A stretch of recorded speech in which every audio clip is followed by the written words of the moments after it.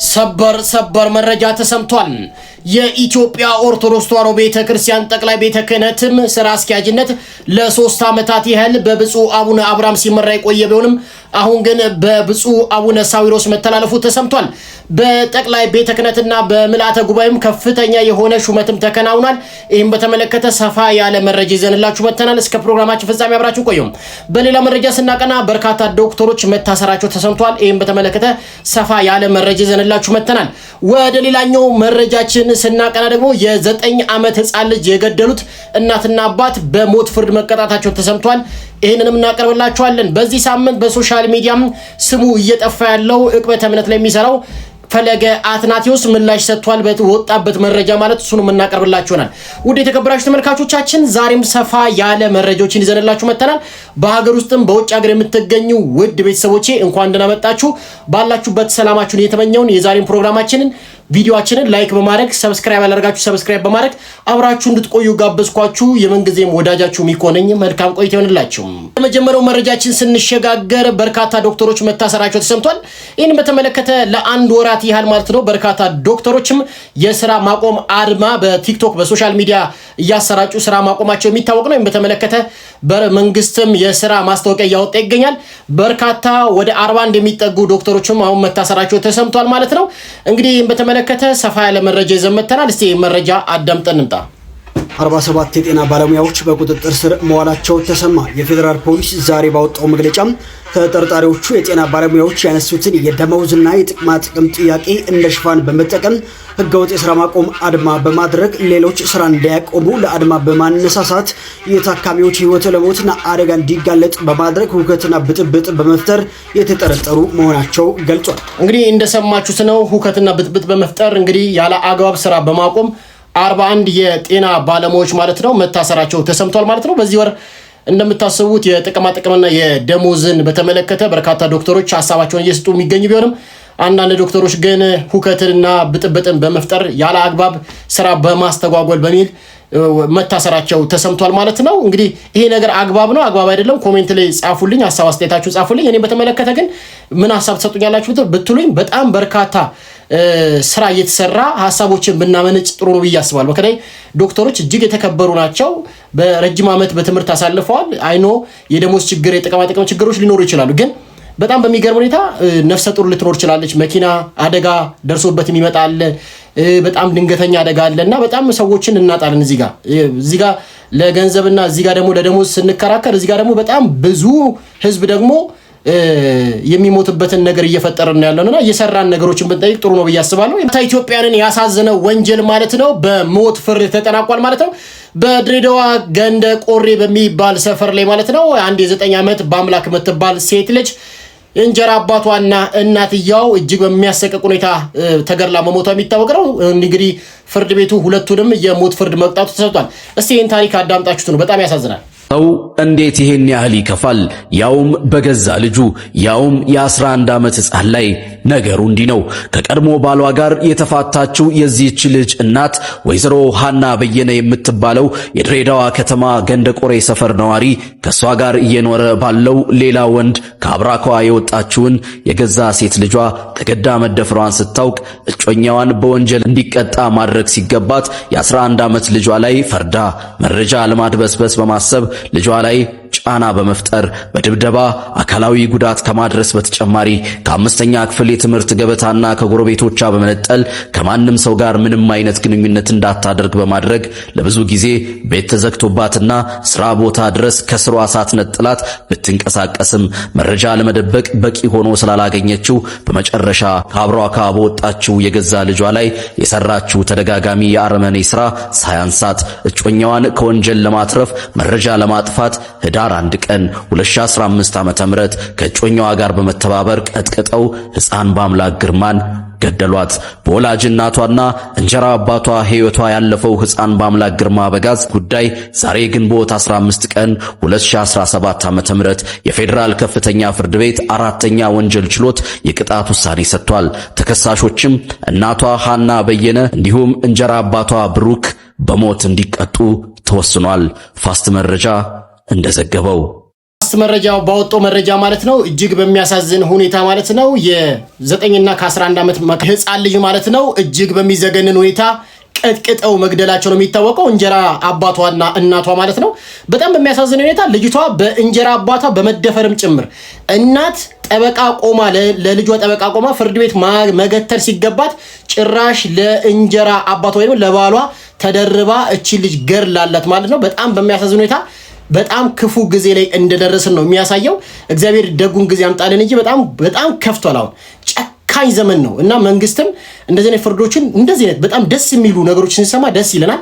የሞት ፍርድ ነው፣ ምንም አይነት ርራ አያስፈልግም። በቃ እነዚህ ሁለቱ የሞት ፍርድ ይገባቸዋል። ደስ ብሎኛል። ግን የልጅቷን ደም ግን የሞት ፍርድ ራሱ አይመልሰውም። እኔ አረከውም። አሁን ከሞትም በላይ ተሰቃይቶ ቢሞቱ ደስ ይለኛል እና እንደዚህ አይነት ጨካኝ እግዚአብሔር ከሀገራችን ፈንቅሎ ያውጣልን። በጣም ያሳዝናል። በጣም ይህ ሳምንት ሲወነጀል የቆየው የኢትዮጵያ ኦርቶዶክስ ተዋሕዶ ቤተክርስቲያን ዕቅበተ እምነት ላይ የሚሰራው ፈለገ አትናቴዎስ ምላሽ ሰጥቷል። እንግዲህ ፈለገ አትናቴዎስ በቴሌግራም ፔጅ ላይ በርካታ የሴክሹዋል የሆኑ ነገሮችን ሲልክ ይዘናል የሚሉ ሰዎችና ዘመርኩንም በጣም በርካታ መረጃዎች አውጥቻለሁ አጋልጣለሁ የሚል መረጃዎች በዚህ ፈለገ አትናቴዎስ ወንድማችን ላይ በርካታ ስሞቶች እየቀሩ የሚገኙ ቢሆንም ፈለገ አትናቴዎስ መልስ ሰጥቷል።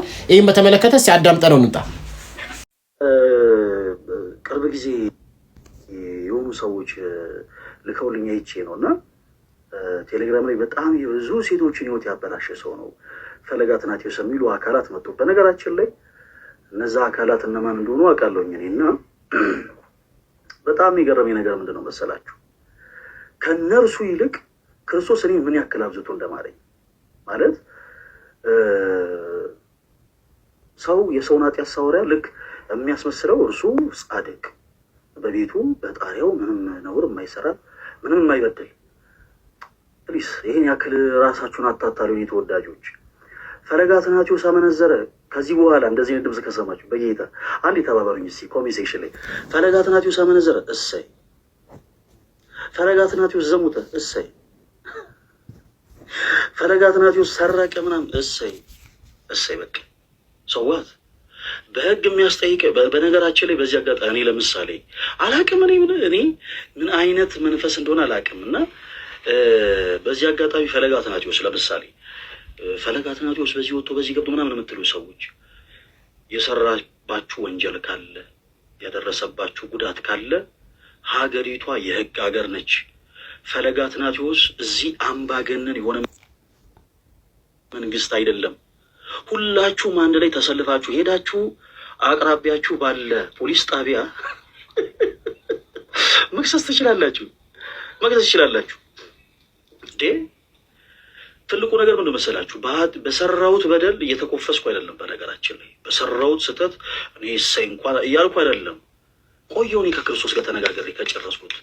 እንዲህ አይነቱን ነገር የሚያደርጉት እነማን እንደሆኑ ስለማውቅ ነው እንደዚህ ብላችሁ እኔ ተወዳጆች እናንተን አይደለም። እና ከክርስቶስ ጋር ቆየሁ ከተታረኩበት እና የትላንት ማንነታችሁን ድንገት መጥተው ዛሬ ፈለገ አትናቴዎስ ማለት የሰረቀ ሰው እሰይ ሰርቋል እሰይ እሺ ሰዋት በቃ እሱ የወላችሁ እንደዚህ አድርጎ እሰይ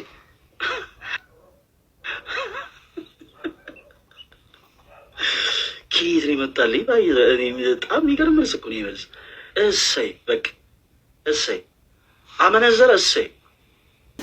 እንግዲህ ወንድማችን ፈለገ አትናቴዎስ ለበርካታ ጊዜያት በኢትዮጵያ ኦርቶዶክስ ተዋሕዶ ቤተክርስቲያን ዕቅበተ እምነት ላይ የሰራ ወንድማችን ነው። በመጽሐፍ ቅዱስም በርካታ ወንድሞችን አስተምሯል።